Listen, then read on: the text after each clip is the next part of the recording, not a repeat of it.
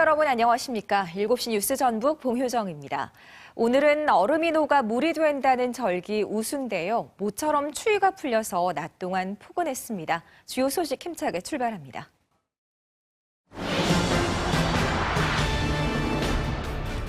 오늘 대구와 경북에서 코로나19 추가 확진자가 다수 발생하면서 지역사회 감염 우려가 커졌습니다. 전라북도도 중국인 유학생의 격리 담당 인력을 늘리는 등 감시 체계 확대와 방역 강화에 비상이 걸렸습니다. 전주 한옥마을에서 시작한 임대료 인하 운동이 전국적으로 확산하고 있습니다. 오늘 섹션 뉴스에서는 전문가와 함께 이른바 젠트리피케이션 현상의 실태와 대안은 무엇인지 점검합니다. 예로부터 국가 사회적으로 큰일이 있거나 삶이 힘들 때마다 토정 비결이나 사주 등 점을 보곤 했습니다. 이슈 K 키워드로 풀다에서는 문화 코드 점과 관련해 현대 일상 속 의미를 살펴봅니다. 7시 뉴스 전북 오늘 첫 소식입니다. 어제부터 이틀 동안 대구와 경북에서만 20명에 가까운 코로나19 확진자가 나오면서 지역사회 전파 우려가 커지고 있습니다. 전라북도는 방역을 더욱 강화하기로 했습니다. 김진희 기자가 보도합니다.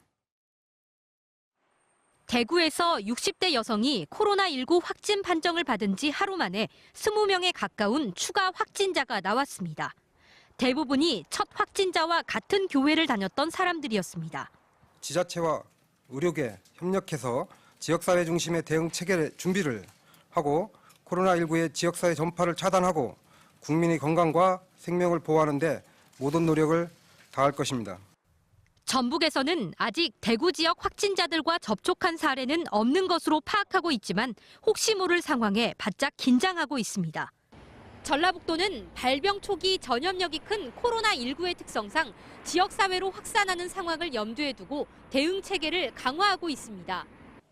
지역 대학에서 중국인 유학생들의 담당 인원을 대폭 늘려 감시 체계를 촘촘히 하고 의심 환자가 발생하면 관할 보건소와 즉각 대응에 나서기로 했습니다.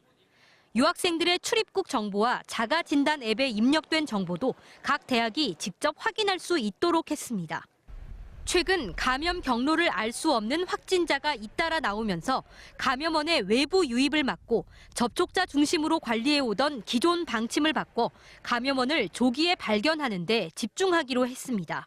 확진 환자가 발생한 그런 지역에 다녀오신 일이 있으시면 역학조사에서 접촉자로 분류가 되지 않는 경우라도 저희들이 유증상의 경우에는 적극적으로 검사를 진행할 것입니다. 전라북도는 지역사회 감염 확산에 대비해 선별진료 의료기관으로 운영 중인 일부 종합병원에도 감염병 지정 격리 병실을 갖추도록 할 방침입니다. KBS 뉴스 김진희입니다. 코로나19 영향으로 전북 지역 혈액 보유량이 적정 보유량 5일분을 밑도는 3.81분에 그쳐 수급에 어려움을 겪고 있습니다. 전북혈액원은 혈액 보유량이 감소하는 방학 기간인데다 코로나19로 개인 헌혈과 기관들의 단체 헌혈마저 줄고 있다며 도민들의 참여를 당부했습니다. 오늘 전북도청에서는 직원들이 헌혈에 동참했습니다. 남원 3회터널 연쇄 추돌 사고 현장 수습이 발생 이틀 만에 마무리됐습니다. 경찰은 현장 영상과 운전자 진술 등을 토대로 정확한 사고 경위를 조사하고 있습니다. 안승길 기자의 보도입니다. 까맣게 타버린 탱크로리와 대형 화물차들이 늘어서 있습니다. 정밀 감식을 위해 사고 차량 14대를 옮겨왔습니다. 사고 발생 이틀 만에 현장 수습이 마무리됐습니다. 경찰은 한 화물차가 트레일러를 들이받은 채 터널 중간에 멈춰선 뒤 뒤따르던 차량들이 잇따라 사고 난 것으로 보고 화물차 운전사를 참고인으로 불러 조사했습니다. 안전거리를 확보하지 못한 건 인정을 하고요. 그 트레일러하고의 그 사고하고 연관된 사람이기 때문에 1차 사고로 보고서 제일 첫 번째로 진술을 청취합니다. 터널 안 미끄러짐 현상이 목격된 만큼 당시 제설 상황과 도로 결빙 상태, 대형 화물차에 잇따른 과속과 과정 여부 역시 살펴볼 부분입니다. 경찰은 확보된 영상과 사고 기록 장치를 분석하고 현장에 있었던 운전자들의 진술을 통해 정확한 사고 경위를 조사할 예정입니다. 또 이번 사고로 숨진 5명의 사인을 밝히기 위해 국과수에 부검을 의뢰했습니다. 부상자 43명은 대부분 연기를 마시거나 사고 충격으로 타박상을 입었으며 이 가운데 두개골 골절상과 복부 부상을 당한 중상자 2명은 생명에는 지장 없는 것으로 전해졌습니다. KBS 뉴스 안승길입니다. 오늘 낮 1시쯤 부안군 부안읍 4층짜리 건물에서 불이 나 80대 노부부가 숨졌습니다. 출동한 소방대원들이 30여 분 만에 진화했지만 2층 주택 거실에서 81살 이모 씨와 김모 씨 부부가 숨진 채 발견됐습니다. 경찰과 소방당국은 이 씨가 운영하는 1층 전파상 보일러실에서 불이 시작돼 2층으로 옮겨 붙은 것으로 보고 정확한 화재 원인을 조사하고 있습니다. 어젯밤 10시 40분쯤 정읍시 수성동 원룸 건물 4층에서 불이 나 밖으로 빠져나오지 못한 주민 5명이 구조됐습니다. 불은 건물 내부를 태워 소방서 추산 2,600만 원의 재산 피해를 낸 뒤 20여 분 만에 꺼졌습니다. 경찰은 방화 혐의로 40대 남성을 붙잡아 조사하고 있습니다. 민주당 공천관리위원회가 정읍, 고창, 김제, 부안 두 지역구를 단수 공천하자 다른 예비 후보들이 반발하고 나섰습니다. 한병도 전 청와대 정무수석이 출마 선언을 하면서 익산, 을의 총선 구도도 윤곽을 드러냈습니다. 한주연 기자입니다. 정읍, 고창과 김제, 부안에서 민주당 윤준병, 이원택 예비 후보가 각각 단수 공천됐습니다. 다른 예비 후보들은 유권자가 직접 판단할 수 있도록 경선이 이루어져야 한다며 재심 신청에 나서는 등 반발하고 있습니다. 기회를 공정히 주는 게 당의 올바른 처사라고 생각합니다. 재심을 통해서 정당하게 한 번 더 심판을 받고 그에 대해서 당의 명령에 따를 것입니다. 익산, 갑을, 완주, 진안, 무주, 장수 등 3개 지역구는 오는 24일부터 사흘 동안 여론조사 50, 당원 투표 50%로 경선이 치러집니다. 민주당 한병도 전 청와대 정무수석이 출마 선언을 했습니다. 한 전 수석은 익산의 전성시대, 전북의 성공시대를 열겠다며 2단계 공공기관 이전과 농생명, 의료, 미래 신산업 육성, 문화관광 기반 확충 등을 약속했습니다. 검찰 기소와 관련해서는 법정에서 진실을 밝히겠다고 말했습니다. 검찰은 무리하고 편향적인 수사 행태를 바로잡지 않으면 검찰의 칼날은 결국 국민을 향하게 됩니다. 한 전 수석과 경선에 나설 김성중 전 익산경찰서장은 내일, 5선에 도전하는 민주평화당 조배숙 원내대표는 오는 24일 출마 선언할 예정입니다. 정의당은 내일 중앙당 상무위를 도의회에서 열어 지난달 출마를 선언한 권태홍 사무총장 지원에 나섭니다. 혁명배당금당 유정숙 최규석 예비후보, 무소속 배수연 사단법인 예미샘 이사장도 표심 얻기에 나서고 있습니다. KBS 뉴스 한주연입니다. 국내에서 개발된 쌀 품종 도담쌀이 비만과 당뇨 예방에 효과가 있다는 연구 결과가 나왔습니다. 쌀과자나 선식 등으로 만들어져 간편하게 즐길 수 있습니다. 조선우 기자입니다. 농촌진흥청이 지난 2013년 개발한 쌀 품종 도담쌀. 찹쌀처럼 뽀얀 색을 띠는 게 특징으로 일반 쌀과는 다르게 체내 대장에서 분해되는 이른바 저항전분이 들어있습니다. 농진청이 이 저항전분을 당뇨가 있는 쥐에게 먹이자 장내 유익한 미생물을 키우는 프리바이오틱스가 만들어진 것으로 나타났습니다. 프리바이오틱 식이소재로서 가능성을 인정받았기 때문에 앞으로 도담쌀 전분에 적합한 품질 개선과 기능성 향상 연구를 통해서 또 이 도담쌀을 선식으로 만들어 비만 환자에게 먹였더니 인슐린 저항성 지표가 38%나 줄었습니다. 장에 유익한 환경을 만들어 체지방 분해를 돕고 혈당을 올리는 인슐린 분비도 낮추는 효과를 확인한 겁니다. 비만하고 당뇨가 있는 분들한테서 저항전분이 많은 도담쌀을 먹는 것이 혈당 조절에 훨씬 도움이 될 것 같습니다. 하지만 도담쌀은 밥으로 지어 먹기엔 식감이 껄끄러워 주로 쌀과자나 선식 등 가공용으로 쓰이고 있습니다. 소비자층에 맞는 쌀을 가지고 개발을 해야지만 이게 가능성이 있다라고 이제 생각을 하거든요. 그래서 이제 도담쌀을 가지고 한 게 저는 당뇨 그러면 노인식. 현재 개발된 도담쌀의 가공 기술은 모두 5건. 농진청은 비만, 당뇨와 같은 만성질환 예방에 효과를 보인 만큼 다양한 활용이 기대된다고 밝혔습니다. KBS 뉴스 조선우입니다. 취업과 승진을 위해 설립자에게 금품을 제공하는 등의 불법 행위가 드러난 전주 완산학원 교직원 46명에 대한 징계가 이번 주에 마무리될 전망입니다. 전주 완산학원 임시이사회는 학교 조기 정상화를 위해 징계를 서둘러 마무리하고 기간제 교사 선발 절차에 들어가기로 했습니다.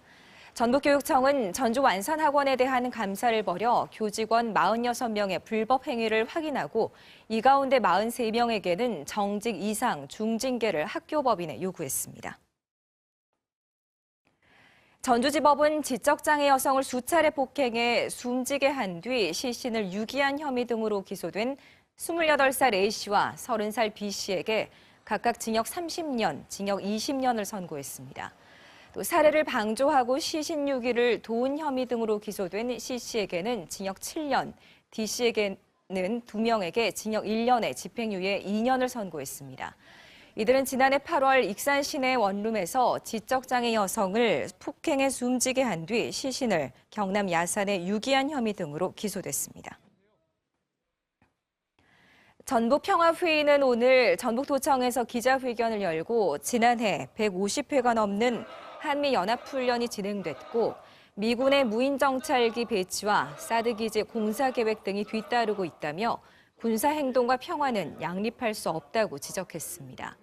올해는 한국전쟁이 일어난 지 70년이 되는 해로 냉전체제를 끝내고 평화를 안착시키려면 정부가 군사행동을 멈추고 남북경제 협력을 확대해야 한다고 주장했습니다.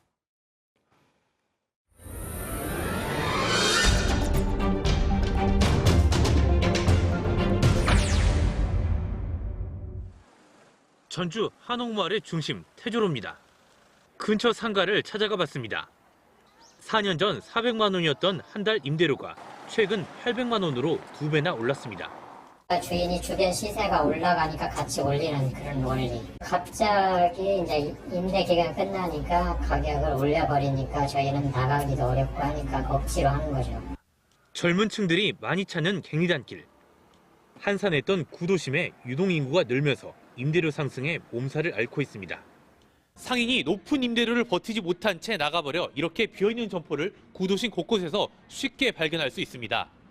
구도심이 살났다가 다시 또 죽고 있잖아요. 관세들이 비싸니까 관세들 낮춰야 되는데 안 낮추니까. 한옥마을과 구도심 중심에 위치한 상가 공시지가를 살펴보니 한옥마을은 10년 새 4배가 올랐고 구도심은 50% 가까이 올랐습니다. 그만큼 임대료 부담은 늘 수밖에 없습니다. 상업행위가 더 활성화되니까 토지 소유주들이 그 지가 임대료를 올리면서 거기서부터 이제 임대해서 사업을 하던 분들이 그 임대료를 감당하지 못해서 떠나는 현상이 발생했던 것입니다. 이것이 젠트리피케이션에서 일반적으로 나타나는 오를 대로 오른 임대료에 코로나19로 매출까지 줄게 된 세입자들.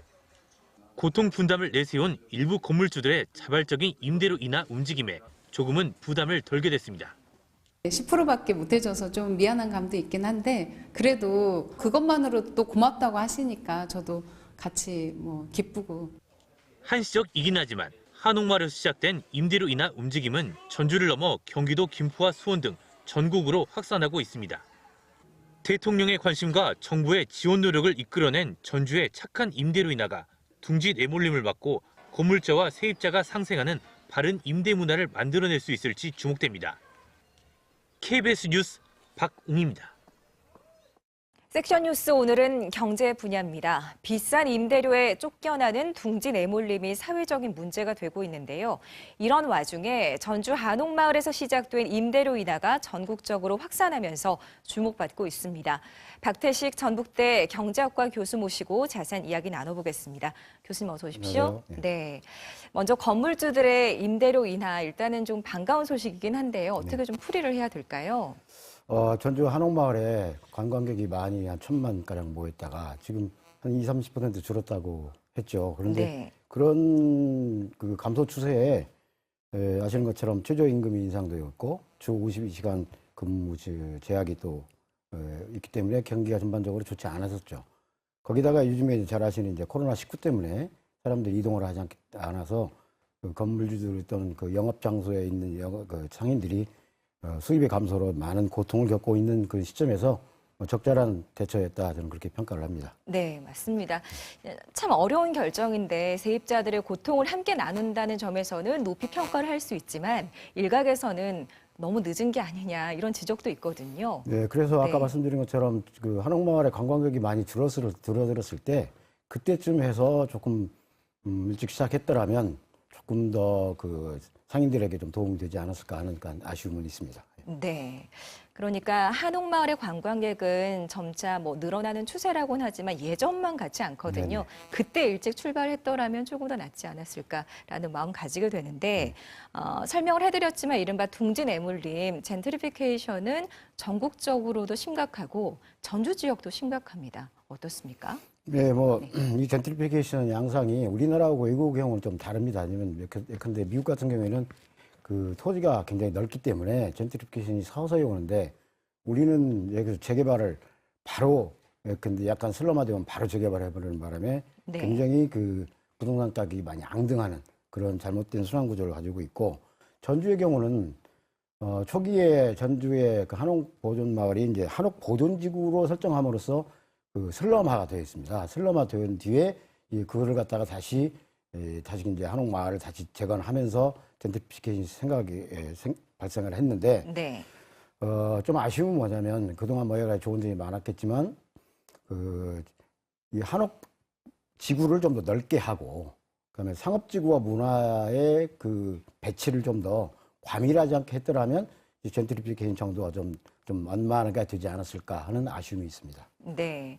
그런데 이제 건물주들의 임대료 인하가 과연 둥지 내몰림을 막는데 최선인지도 궁금한데요. 코로나19로 어려움을 겪는 동안 이제 한시적으로 임대료를 내려주겠다라는 것이어서 조금 섭섭한 마음을 지울 수가 없습니다. 어떨까요? 저도 공감합니다.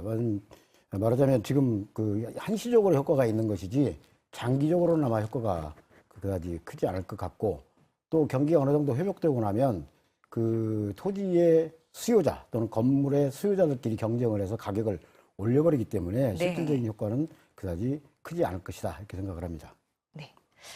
자, 지금 상황에서 보면 전주 한옥마을에서 시작된 임대료 인하가 전역으로 퍼져 나가고 있거든요. 이 리포트에서도 보셨지만 수원 이렇게 하고 있는데 이에 따라서 긍정적인 효과가 조금 풍선 효과처럼 기대가 되지 않을까요? 어떻습니까? 네, 일단은 서로 상생의 분위기를 갖다가 고조시켜서 서로 간에 신뢰를 갖고 서로 그 시장에 임하는 것이 굉장히 중요하기 때문에 네. 아마도 이런 효과가 실질적인 효과보다는 정서적인 효과, 사회적 효과가 크게 나타내리라고 저는 봅니다. 네, 실질적인 효과까지 가면 참 좋겠습니다만 지금 한시적으로는 심리적인 안정도 어디냐 뭐 이런 의견도 있을 것 같습니다. 자, 대통령에 이어서 정치권에서도 큰 관심을 보이고 있고 정부에서도 지원 방안 오늘까지도 마련이 됐더군요. 바른 임대 문화를 만들어가는데 전환점을 맞았다. 이런 평가는 맞는 것이겠죠. 네, 시장이라는 게 수요자와 공급자 사이에 우리는 대결 구도만 사실 많이 이해하고 있는데 수요자와 공급자 사이는 대결 구도도 같지만 수요 없는 공급 없고 공급 없는 수요가 없기 때문에 서로 협조적인 관계를 유지하게 됩니다. 네. 이런 측면에서 시장에 대한 바른 이해와 서로 간의 수요자와 공급자 사이에 서로 협업, 상생하는 구조를 가지면 시장이 굉장히 안정화되고 또 그러한 효과도 좀씩은 더 커질 수 있으리라 그런 기대를 가지고 봅니다. 네, 어떻게 보면 좋은 문화가 앞으로 조금 정착이 됐으면 좋겠습니다. 네. 오늘 말씀 잘 들었습니다. 네, 감사합니다.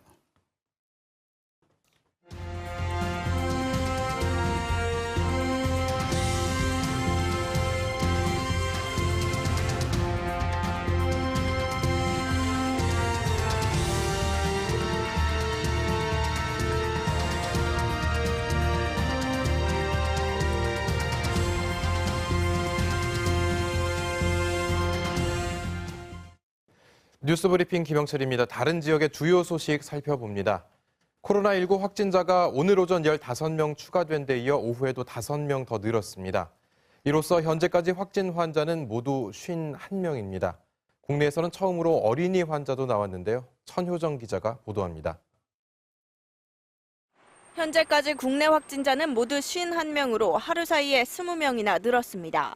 오늘 새로 확인된 확진자 20명 가운데 18명은 대구, 경북 지역에서 발생했습니다.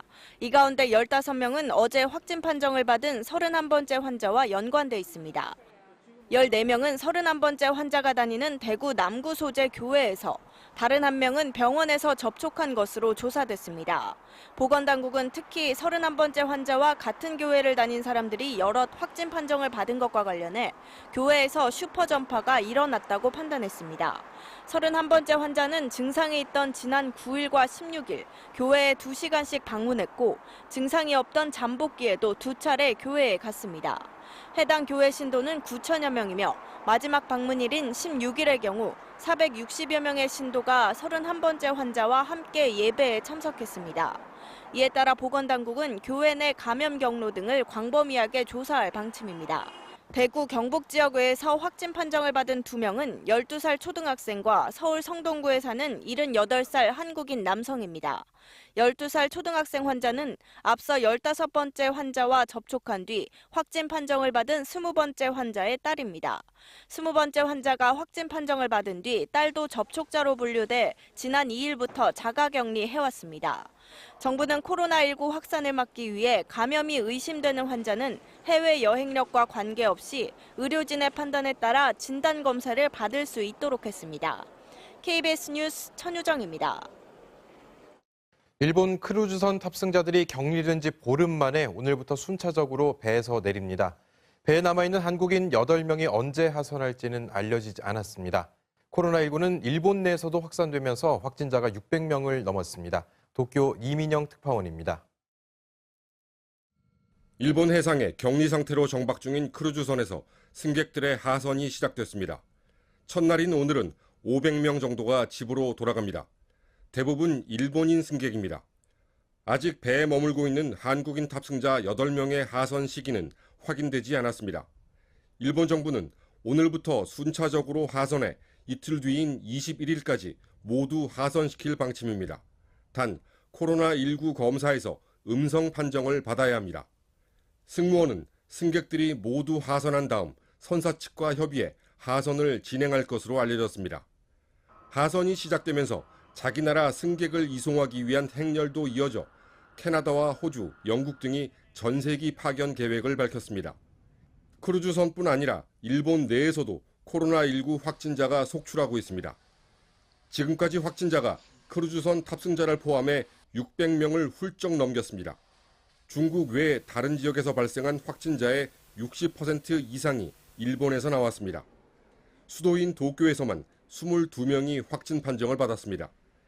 특히 이 가운데는 감염 경로가 불분명한 경우가 많아 일본 방역 당국이 긴장하고 있습니다. 기존 확진자 가운데 중증 환자도 늘고 있습니다. 현재 23명이 중증인데 20명이 크루즈선에서 나왔습니다. 도쿄에서 KBS 뉴스 이민영입니다. 동아시아 상공의 미세먼지 이동을 관측할 수 있는 세계 최초 정지 궤도 환경위성 천리안 2비호가 무사히 발사에 성공했습니다. 지상 관제소와의 첫 교신까지 마쳐 목표 궤도에 정상적으로 안착한 것이 확인됐습니다.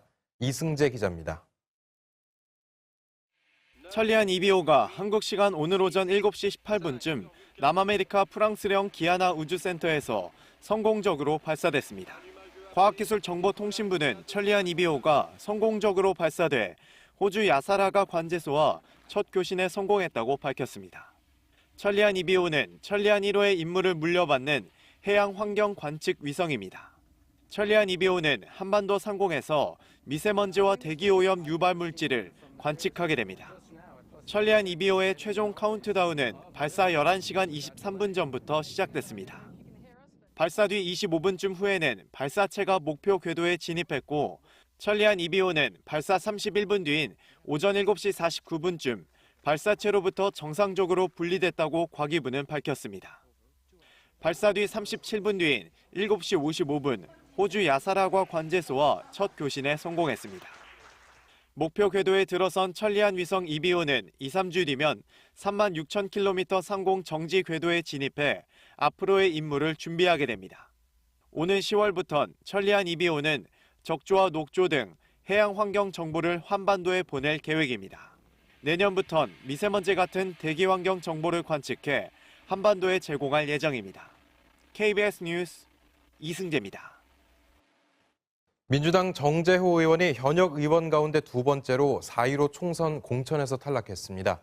일부 수도권 지역 공천 결과를 이르면 내일 발표할 예정인 통합당은 과감한 물갈이를 예고했는데 부산 중구 영도구를 둘러싼 공천 잡음이 여전합니다. 이세연 기자의 보도입니다. 민주당 정재호 의원이 현역 의원으론 두 번째로 4.15 총선 공천에서 탈락했습니다. 민주당 공천관리위원회가 경기 고양시 을과 서울 중구 성동구 두 곳을 전략지역으로 분류한 데 따른 것입니다. 민주당 경선 지역구는 서울 노원갑, 마포갑 등 18곳이 추가돼 모두 79곳으로 늘었습니다.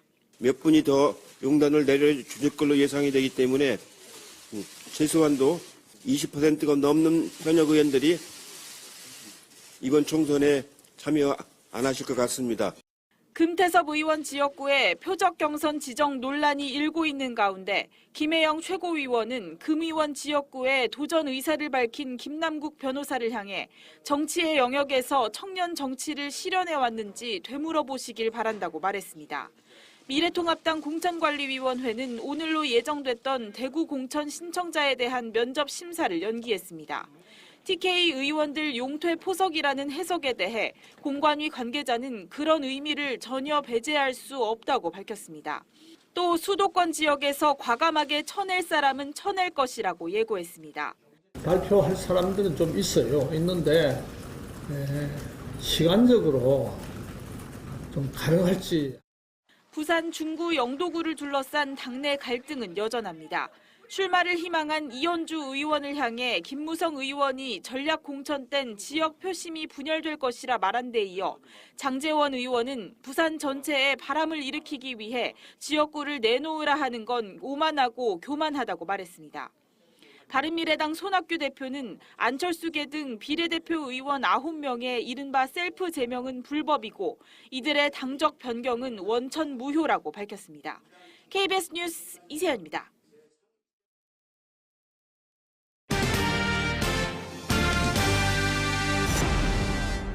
이슈 K 키워드로 풀다.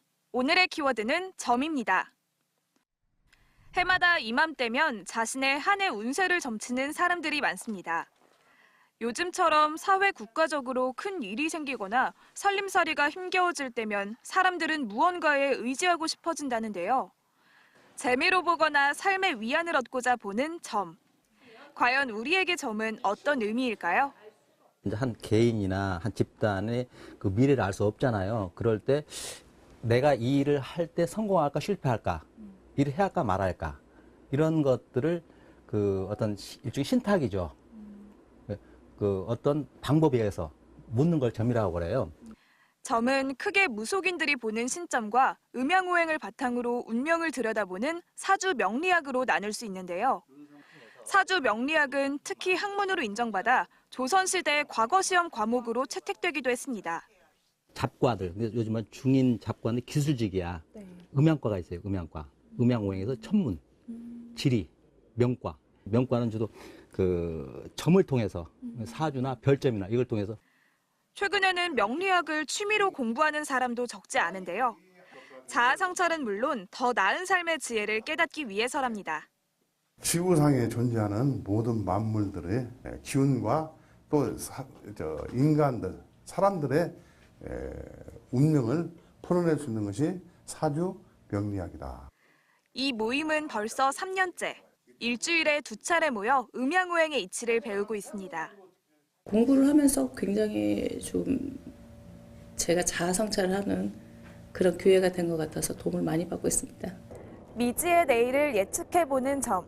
때로는 무속신앙으로, 때로는 단순한 재미로 생각해왔지만 이제는 하나의 문화로도 자리하고 있습니다. 젊은이들이 많이 찾는 점 타로. 타로는 선택한 카드의 그림을 통해 미래를 예언하는 방식인데요. 2000년대 중반부터 인기를 끌면서 빠르게 확산됐죠. 타로점은 불확실성의 시대, 위로와 휴식을 주는 하나의 문화 코드로 자리하고 있습니다. 어느 누구한테 말 못하는 걸 여기 와서 내 마음을 좀 읽어주세요. 이 답답한 마음을 좀 뭔가 털어놓고 싶은 거예요. 그래서 사실은 여기서 상담을 받고 가면 좀 도움은 된다 그렇게 말씀을 하세요. 예로부터 무속신앙과 학문 등 여러 경계에서 사람의 삶과 함께해온 점. 이제는 과거의 걱정과 고민을 덜고 새로운 미래를 열고자 하는 하나의 문화 현상으로 바라봐야 하지 않을까요? 키워드로 풀다 정수지였습니다. 이슈K 키워드로 풀다 시간입니다. 오늘은 점에 대해서 살펴봤는데요. 과연 이 점이 어떤 의미인지 우리에게 또 재미있는 점 이야기를 국립무형유산원의 임승범 학예연구관과 함께 나눠보겠습니다. 연구관님 어서 오십시오. 네, 안녕하세요. 네, 연구관님도 이제 리포트 보셨는데 네네. 어떻게 올해 새해 토정비걸 좀 보셨나요? 딱히 기회가 없어서 못 봤습니다. 근데 우리 이제 민속문화를 보면은 네네. 새해 뭐 유점을 보거나 아니면 정월대보름에 달점을 보거나 네네. 또 우리 민족이 옛부터 이제 점을 좀 좋아했던 것 같아요. 네, 어떻습니까? 역사적으로. 맞습니다. 우리 네. 민족이 점을 보는 걸 좀 좋아하긴 했는데요. 그건 꼭 우리 민족만 그런 건 아니고 동서고금을 막론해서 인간이 그 미래에 대한 불확실함과 그런 호기심 때문에 그렇게 봤던 것이 아닌가 싶습니다. 예. 네. 근데 이제 아무래도 우리 민족은 이제 농사와 좀 네네. 밀접할 수밖에 없기 때문에 그렇죠. 그것과 관련된 점들도 좀 있었다고 들었어요. 네. 전북 지역에 좀 특징적인 게 혹시 있나요? 네, 상당수 점이 이제 풍년을 기원하는 그 점치는 게 많았는데요. 예. 우리 호남 전북 지역에서는 주로 이제 달이 어떻게 뜨느냐에 따라서 하얗게 뜨면 풍년이고 좀 붉게 뜨면 흉년이다 이렇게 점을 치기도 하고요. 또 정월 대보름 날 아침에 소에게 밥을 먹여 봅니다. 예. 밥하고 나무를 동시에 주는데 밥을 먼저 먹어야 풍년이 든다는 그런 점을 치는 행위도 있습니다. 네. 그러면 이제 뭐 논농사나 밭농사 관련해서 이렇게 네네네. 점들 좀 쳤었는데 네, 그렇죠. 풍어제 이제 네. 어업이 또 잘 되는 것도 네네, 기원을 맞습니다. 하는 그런 것들이 있었을 것 같은데 네. 어떻습니까? 아무래도 이제 전복이나 소라 같이 바다에 있는 그 해산물의 경우는 어느 바다에 있는지를 점치는 그런 것들이 있는데요. 주로 이제 전복 소라가 많은 제주도가 좀 그런 행위가 많고요. 우리 전북 지역 같은 경우는 이제 주로 당제, 당굿을 통해서 기원하는 그런 어떤 소망하는 제사가 더 많다고 볼 수 있겠습니다. 그러면 이게 아무래도 실생활과 네. 관련된 것들이 좀 이렇게 궁금하니까 그렇죠. 해보는 그런 의식들이었는데 이게 이제 뭐 믿으시는 분들도 있고 안 믿으시는 분들도 있지만 이게 미신이다 또 이렇게 말씀하시는 분들도 있거든요. 네네. 이건 또 어떤 이유에서 이런 주장들이 나올까요? 네, 아무래도 우리가 일제강점기를 거치면서 우리 문화에 대한 깊은 연구와 관심을 채 갖기도 전에 이 서구의 문화와 서구의 신앙이 너무 급히 들어왔던 것이 하나의 이유가 아니었을까 싶습니다. 아니 아까 전에 이제 그 영상에서 리포트에서 네. 이제 김두구 교수님 네네네. 나오셔가지고 네. 뭐 조선 시대는 네. 이걸로 시험을 봤다 네네네. 이런 얘기를 해주셨는데 맞습니다. 아니 그럼 예전에는 그게 학문적으로 많이 좀 인정을 받았던 모양이에요. 그렇죠. 예, 그 왕이 직접 기우제를 지내기도 하셨고요.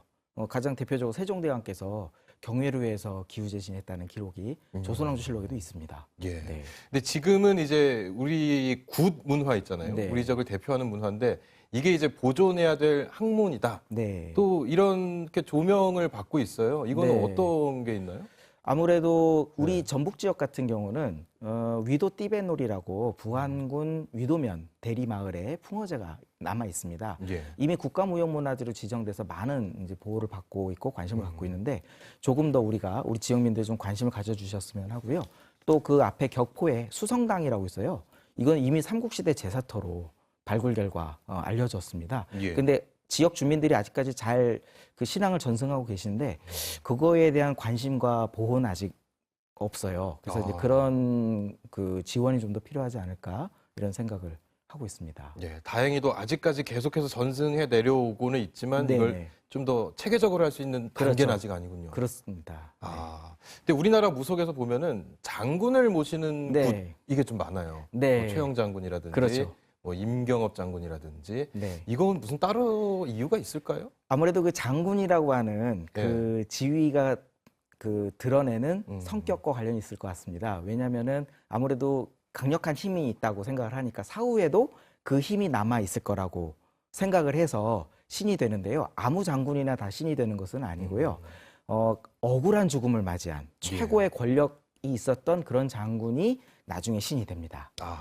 그래서 최영 장군이라든가 임경업 장군 또 28살에 병조 판서까지 올랐던 남이 장군이 억울하게 모함을 받아 죽거든요. 이런 분들이 이제 서울의 신으로 좌정하게 됩니다. 그러면 이렇게 뭐 점을 치고 또 굿을 하고 이런 문화가 어쨌든 우리 사회에 계속해서 있었던 그런 문화들인데 네, 그렇죠. 이걸 그럼 어떻게 바라보고 있어야 될지 네. 이 점에 대해서도 하실 말씀 있으실 것 네, 같아요. 아까 앞에서 저도 이제 점에 대한 이야기를 좀 봤는데 예. 이 한국 사람들이 갖고 있는 이 점에 대한 인식은 주로 두 가지가 있습니다. 징조를 보고 판단을 합니다. 아까 말씀드린 대로 달이 하얗면 풍년이 든다. 잎이 한목에 피면 또 풍년이 든다. 이런 경험 과학이 있고요. 두 번째는 이제 유사가 유사를 낳는다. 예를 들어서 봄철에 하얀 나비를 보면 하얀색이기 때문에 그의 상주가 될 수 있다. 이런 그러니까 점이 있는데요. 그렇다고 해서 이렇게 무시무시한 그 이야기들을 왜 만들어냈을까 생각을 해보면 봄철에 매년 그 나비를 볼 확률이 매우 높습니다. 예. 그러면 올해 우리 부모님의 건강이 어떠실지 염려가 되잖아요. 예. 그러면 요즘 말로 하면은 정초부터 흰나비를 보면 아, 우리 부모님 건강검진 챙겨드려야겠구나 이런 생각을 하게 됩니다. 그러니까 단순히 한국인은 점을 미래에 대한 일에 대해서 예측하고 맞춰보려는 것만 있는 것이 아니라 미래에서 닥칠 수 있는 여러 가지 불행이라든가 어려움을 극복하겠다는 의지를 가지고 점을 보는 거죠. 예. 네. 마지막으로 짧게 한마디만 좀 여쭤보고 네. 싶은데 타로점 같은 거는 서양에서 들어온 거 아닙니까? 네, 그렇습니다. 이 부분에 대해서는 어떻게 바라봐야 될까요? 역시 한국인들이 예. 아까 말씀드린 대로 그 점에 대한 그런 예측의 호기심이 그런 타로 문화가 한국에 들어오면서 아주 이렇게 폭발적인 분위기로 만들어지지 않았나 이렇게 네. 생각을 하고 있습니다. 네, 알겠습니다. 오늘 말씀 고맙습니다. 네, 감사합니다.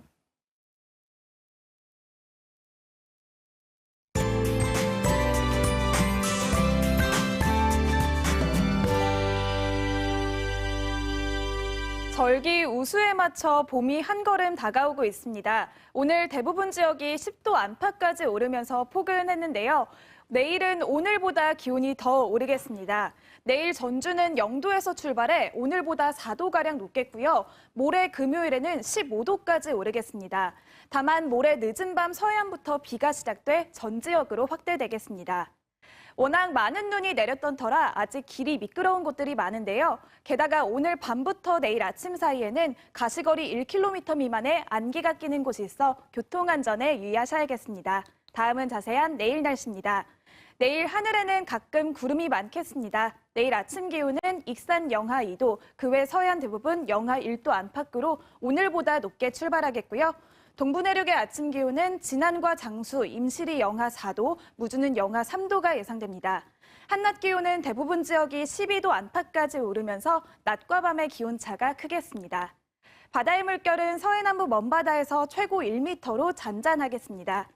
비가 그친 뒤에도 기온은 크게 떨어지진 않겠고요. 다음 주에도 비 소식이 잦겠습니다. 날씨였습니다.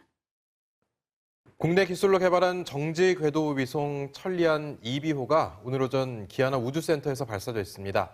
10월부터는 해양 정보를, 내년부터는 대기 환경 정보를 서비스할 예정인데요. 훨씬 자세하고 정확하게 미세먼지 경로를 파악할 수 있다고 합니다.